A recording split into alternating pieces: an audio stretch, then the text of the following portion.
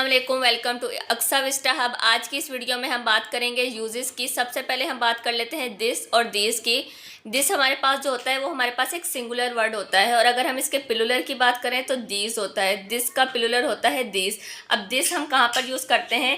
This का मतलब होता है ये, जब कोई चीज़ हमारे बिल्कुल करीब हो या जब कोई ऑब्जेक्ट या पर्सन बिल्कुल हमारे आसपास हो तो वहाँ पर हम दिस यूज़ करते हैं। फॉर एग्जांपल हम कह दें this is my chair, this is your bag. मतलब कोई भी चीज़ हमारे करीब है और क्या नाम है, उधर हम यूज़ कर सकते हैं दिस। अगर हम दिस की बात करें, दिस हमारे पास ना प्लुरल है दिस का ही, और ना जब आपके पास ज़्यादा चीज़ें हों, आप कहें कि भाई तादाद में कोई चीज़ हमारे पास ज़्यादा है तो वहाँ पर हम दिस यूज़ करते हैं। जैसे हम कह दें this are your pens, this are my cars. तो इस तरीके से हम दिस और दिस का यूज़ करते हैं। बात कर लेंगे दैट और दोस की। जहाँ पर कोई चीज़ दूर हो, जैसे आप किसी पर्सन को दिखा रहे हैं, जैसे मैं कहूँ कि वो शाहजैन है तो मैं कहूँगी दैट इज़ शाहजैन। अब आपके जहन में होगा कि यहाँ पर हम ही भी तो यूज़ कर सकते हैं।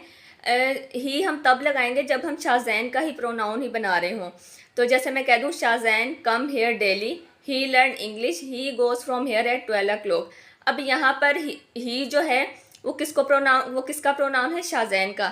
अगर आप शाहजैन को दिखा के बोल रहे हैं तो आप किस तरीके से कहेंगे? That is Shahzain, that is Shahzain's father. अब और हमारे पास जो दैट होता है ना, वो दोनों के लिए यूज़ होता है, लिविंग के लिए भी यूज़ होता है और नॉन लिविंग के लिए भी यूज़ होता है। जब आप किसी चीज़ को दिखा रहे होते हैं तो आप कुछ इस तरीके से इंडिकेट करेंगे दैट इज़ माई हाउस। अगर वहाँ पर दो घर हैं तो आप किस तरीके से कहेंगे? Those are my house. तो इस तरीके से हम दैट और दोस का यूज़ करते हैं। अब यहाँ हम बात कर लेते हैं दे की। दे हम कहाँ कैसे यूज़ करते हैं? जैसे मैं कहूँ Shahzain and Shayan are good friends, they go to school daily, they help each other. Shahzain और शयान अच्छे दोस्त हैं, वो रोज़ाना स्कूल जाते हैं और वो एक दूसरे की मदद करते हैं। अब यहाँ पर जो दे यूज़ कर रही हूँ मैं, दे शाहजैन और शयान का प्रोनाउन है। यहाँ पर मैं ऐसे नहीं लिख सकती दोस्त गो टू स्कूल डेली। अब मैंने यहाँ पे दोस्त क्यों नहीं लगाया?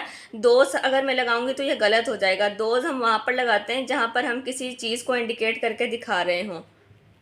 हम एक और एग्जाम्पल ले लें, जैसे कि है can I take this book for reading. तो अगर इसका हम आंसर दें जैसे no you can't take this book but you can take those book. अब यहाँ पे जो मैंने अंडरलाइन किया है दोस्त, यहाँ पे हम दे नहीं लगा सकते, यहाँ पे हम दोस्त लगाएंगे।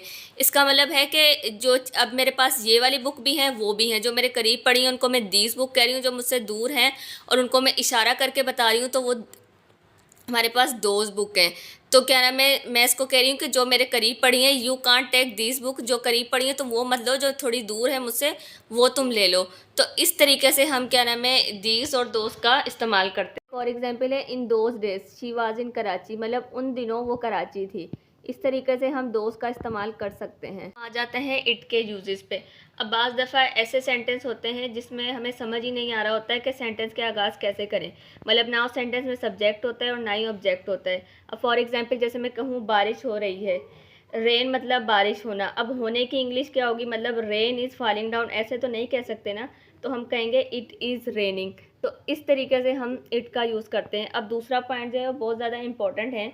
जब कोई चीज़ हमारे पास फिज़िकली सामने हमारे मौजूद नहीं होती, तो जिसको हम देख नहीं सकते, टच नहीं कर सकते, तो वहाँ पर भी हम इट का यूज़ करते हैं। जैसे अब ये है इट इज़ योर प्रॉब्लम। अब प्रॉब्लम को हम देख तो नहीं सकते ना हम टच कर सकते हैं, तो वहाँ पर हम इट लगाएंगे। जैसे मैं कह दूँ इट इज़ वेरी नाइस, तो इस तरीके से हम इट का यूज़ करते हैं।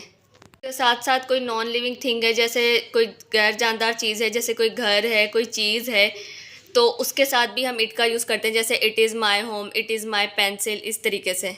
और उसके साथ साथ हम एनिमल और कंट्रीज़ के साथ भी इट का यूज़ कर सकते हैं, जहाँ पर हमें जेंडर पता ना हो किसी भी एनिमल का और ना इतना ज़रूरी हो कि हम उसको मेंशन करें, तो वहाँ पर हम इट यूज़ कर सकते हैं। जैसे कि मैं एक एग्जांपल लूँ, the cat is sleeping, it looks cute. तो इस तरीके से हम इट का इस्तेमाल कर सकते हैं। और कंट्रीज़ भी हमारे पास एक नॉन लिविंग थिंग्स है, तो उसके साथ भी हम इट का यूज़ करते हैं।